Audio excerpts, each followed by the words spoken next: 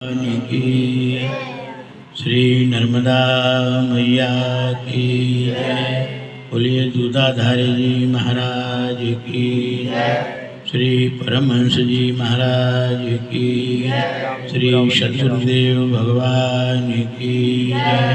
श्री भागवत भगवान की जय। बोलिए देवकी नंदन भगवान की जय। यशोदानंदन भगवान की जय। नंद नंदन भगवान की जय। हर हर महादेव।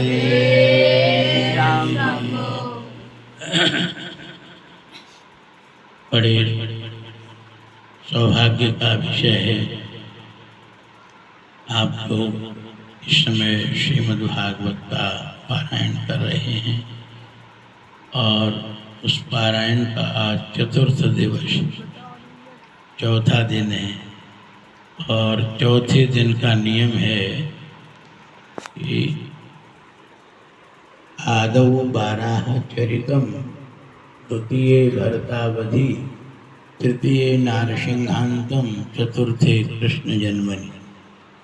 पहले दिन श्रीमद् भागवत की कथा 12 भगवान के अवतार तक कही जाती है।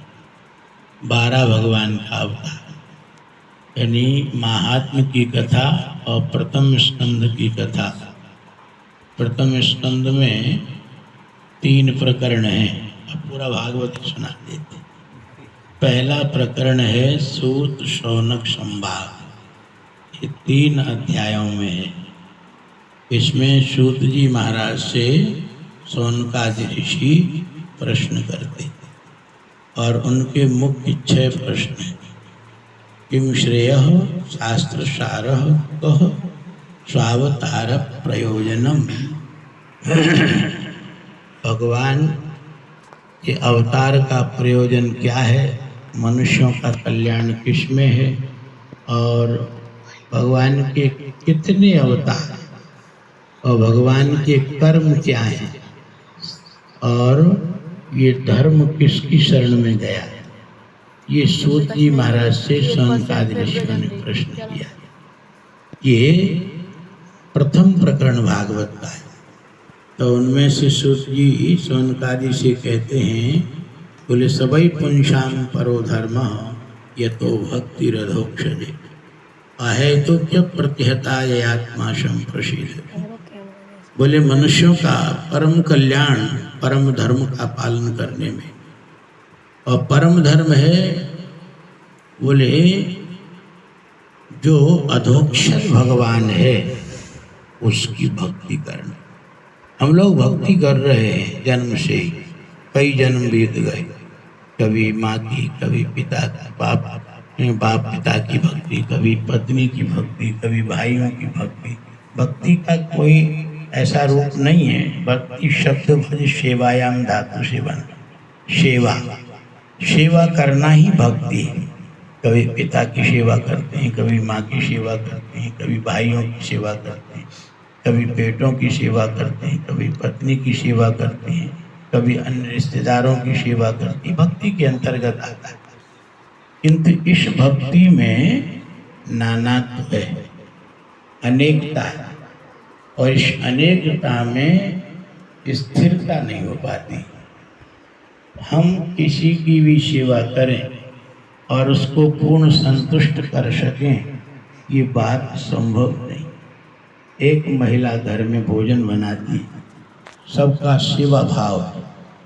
पिता चाह रहा है, अर्थात ससुर, कि हमको तो दलिया खिचड़ी चाहिए भोजन में, किंतु बेटा चाह रहा है नहीं, हमको तो तले हुए आलू चाहिए। और पति चाह रहा है हमको तो खूब दूध मलाई चाहिए। कोई मिर्ची पसंद करता है, कोई मीठा पसंद करता है, कोई खट्टा पसंद करता है। एक ही परिवार में एक ही चूल्हे पर रसोई तैयार होती है, और वो फिर महिला किसकी बात को लेकर चले, वो सबको संतुष्ट नहीं कर सकती। जो घर का मुखिया होता है उसका आधार बना के फिर वो महिला रसोई तैयार करती, क्योंकि मुखिया से सारी बातें बनती, किसी व्यक्ति विशेष से नहीं। तो उसमें कहीं न कहीं ऊंच नीच हो ही जाती है। कहीं बच्चा नाराज होगा, कभी पति नाराज होगा, कभी भाई बहन नाराज होंगे, कभी ससुर नाराज होंगे, क्योंकि उनके मन के माफिक बनेगा ही नहीं। भक्ति हो रही है, सेवा हो रही है, किंतु नानात्व है सेवा में, अनेकता है। अच्छा, सबका गुण धर्म अलग अलग, सबके स्वभाव अलग अलग, सबके माइंडों का सोच अलग अलग। मुंडे मुंडे मधिर भिन्न, एक ही बाप के 10 बेटे हैं, किंतु 10ओं का स्वभाव अलग अलग। एक जैसा स्वभाव नहीं, एक जैसी शकल नहीं, एक जैसे इंद्रियों के कर्म नहीं, इसलिए उनके फल भी अलग अलग सबके। एक ही पिता के पैदा हुए बेटे, सबके अलग अलग स्वभाव। अलग अलग स्वभाव वालों को हम संतुष्ट कर पावे ये संभव नहीं। अनेक जन्म बीत गए इस तरह की भक्ति करते करते। इसलिए सूत जी कहते हैं शौनकादि ऋषियों कि इस तरह की ये नाना तो भक्ति है, इससे तुमको शांति मिलने वाली नहीं। शांति मिलेगी अधोक्षज भगवान की भक्ति पर। अधोक्षज उस तत्व का नाम है, उस ईश्वर सत्ता का नाम है जो तुम्हारी प्रत्येक इंद्री के झरोके से तुमको देख रहा है, जो आंख के झरोके से भी तुमको ताक रहा है, कान के झरोके से भी जो देख रहा है, तुम्हारे नाक की खिड़की से भी जो तुमको देख रहा है, जो तुम्हारे मन की खिड़की से भी देख रहा है, बुद्धि की खिड़की से भी देख रहा है, जो सबका आधार है, सबका आश्रय, उसको किसी के आश्रय की आवश्यकता नहीं, वो सर्वतंत्र स्वतंत्र है। प्रत्येक इंद्रिय वृत्तियों की झरोके से जो देख रहा है आपको, वही सर्वतंत्र स्वतंत्र जो परमात्मा है, भगवान नारायण, वही अधोक्षज है। उसकी भक्ति करो। उसकी भक्ति के लिए महर्षि सूत जी कहते हैं अहैतुक्य प्रतिहता ये आत्मा संप्रसिद्धति। सबसे पहले शर्त भक्ति में है अहैतुकी। अहैतुकी का मतलब है कोई कारण नहीं होना चाहिए। भक्ति में निष्काम भाव होना चाहिए। जिस भक्ति में निष्काम भाव होता है वही भक्ति परमात्मा को प्राप्त कराती, और जिस भक्ति में लोभ आ गया वो भक्ति पंगु हो जाती है और भगवान तक नहीं पहुंचाती।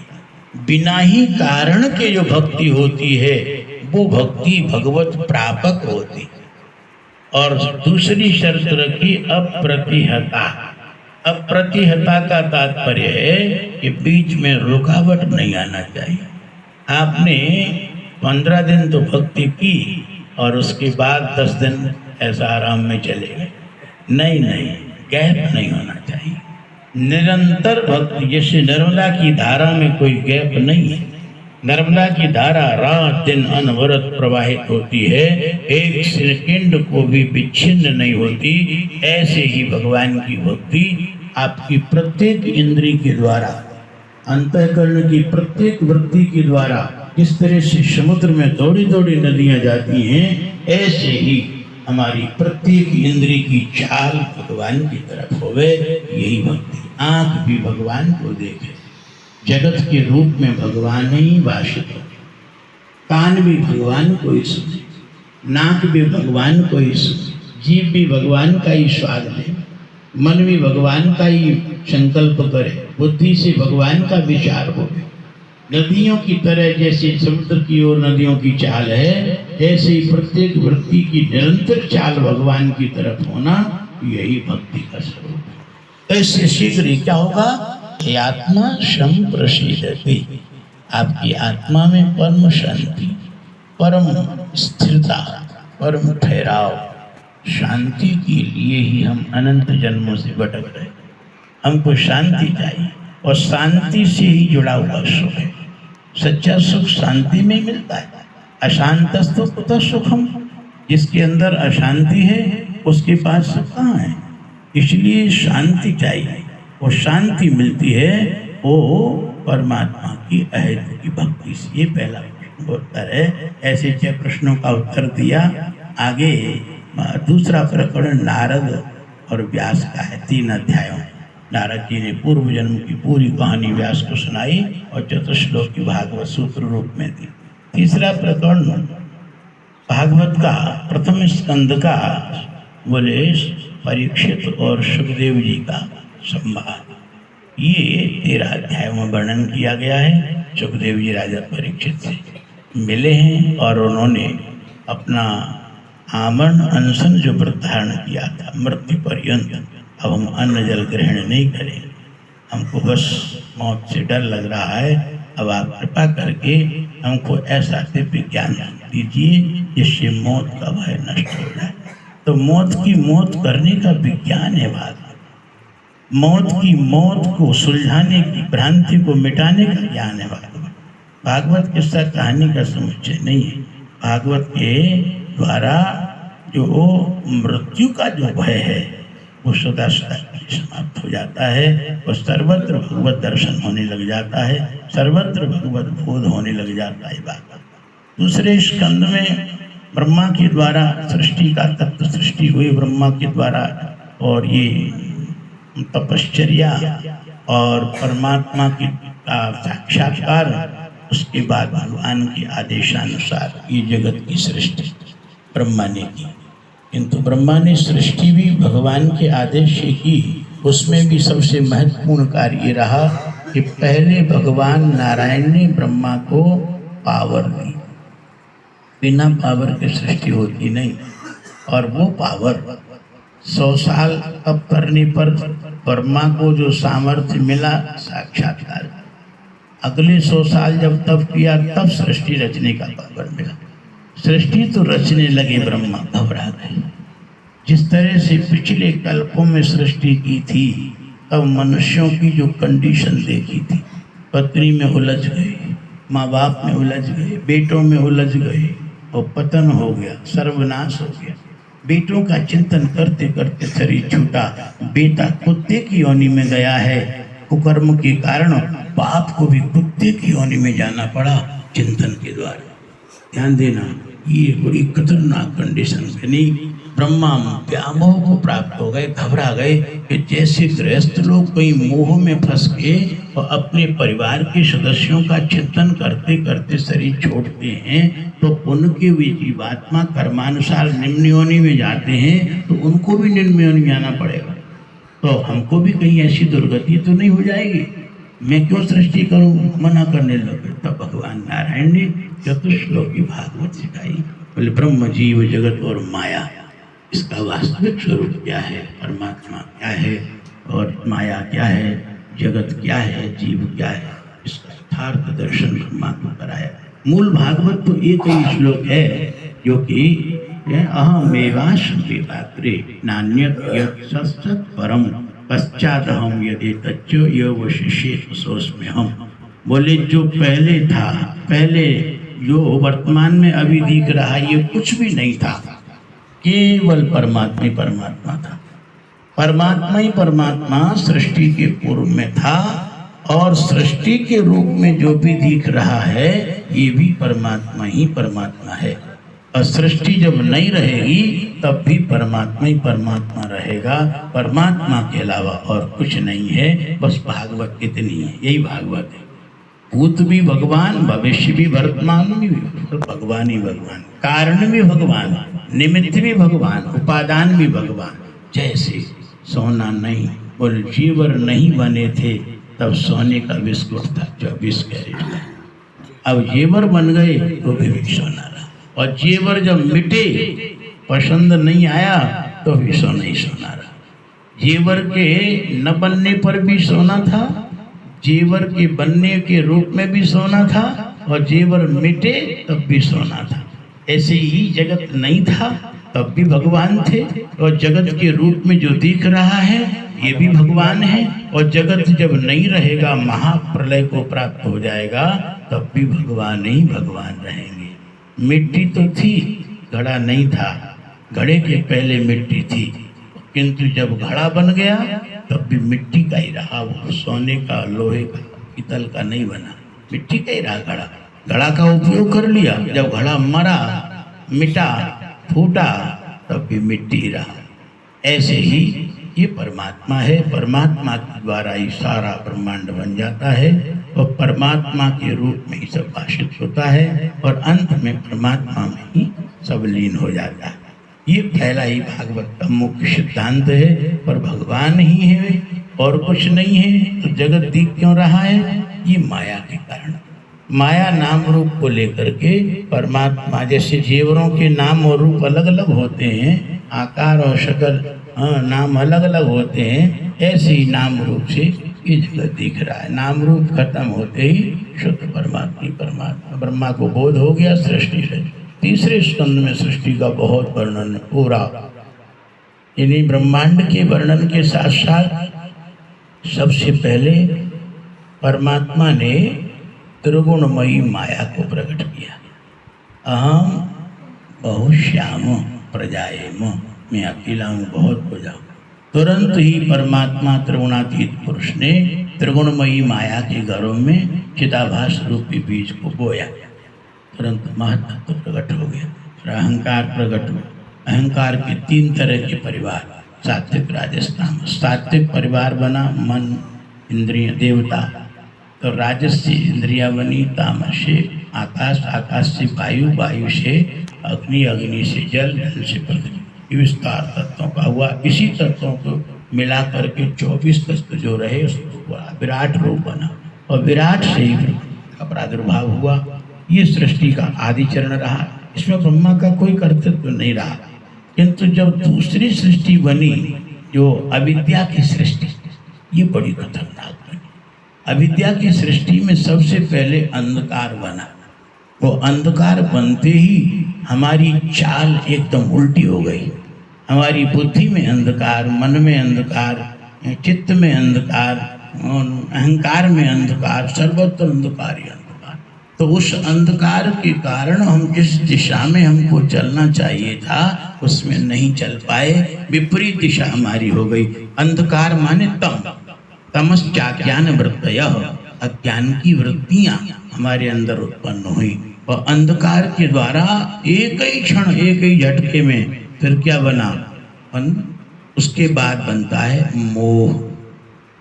मोह उस वृत्ति का नाम है, जो चीज तुम्हारी नहीं है उसको तुमने कब्जा कर लिया, अपना बना लिया, इसी का नाम मोह है।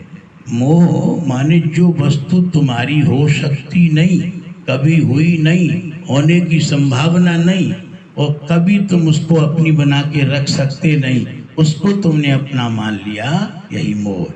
अब जब मोह हो गया, दूसरे की वस्तु अपन ने मान ली, अब हुआ क्या? महामोह प्रकट हो गया। महामोह का मतलब होता है भोग भोगने की इच्छा। हमने देखी गाड़ी है, चलो ये गाड़ी हमारी हो जाए, माना हमारे पास आ जाए, मकान ऐसा हमारे पास हो जाए, ये पत्नी ऐसी हमारे पास हो जाए, पैसा ऐसा हमारे पास हो जाए।